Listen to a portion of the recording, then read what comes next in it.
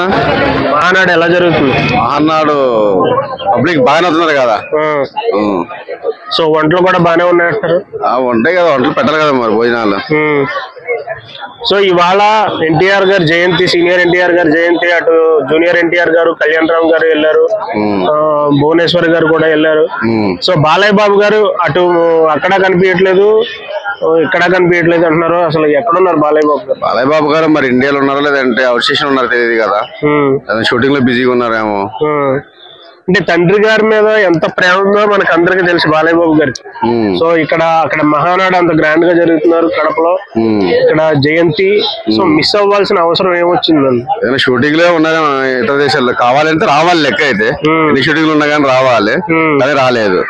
Last time కూడా వచ్చినప్పుడు కూడా వర్ధంతికి ఇంటర్ ఫ్లెక్స్ పీకేయటం నానా అల్లరి చేశారు. ఈ ఎన్టీఆర్ వేరు చేస్తూనే ఉన్నారు ఇప్పుడు కూడా, కుటుంబం మొత్తం నందమూరి ఫ్యామిలీ, నాలవారి ఫ్యామిలీ ఇద్దరు అందరూ ఇంటర్ వేరు చేస్తున్నారు. ఆయనకి ఎంత చేసినా కానీ ఆయన పేరు ఆయన పోతూనే ఉంటుంది, రోజు రోజుకి పెరుగుతుంది అట్లా. అంటే మొన్న జరిగిన కటౌట్ల విషయంలో ఏమైనా ఇష్యూ ఎందుకు అని చెప్పేసి డ్రాప్ అయ్యారంటారా? ఇప్పుడు కటౌట్ సమస్య కాదు కదా, ఇప్పుడు నీ తండ్రి కోసం నువ్వు రావాలి కదా. అవును, కటౌట్లు ఏముంది, అది పెడతారు, నేను అసలు తీపిచ్చేసినావు, నీ తండ్రి కోసం అయితే నువ్వు రావాలి కదా. ఎవరు నడిపించారు కదా నీ బాధ్యత ప్రకారం కదా, మరి నీ తండ్రి కదా. సో ఏ రకంగా చూడొచ్చు అంటారు?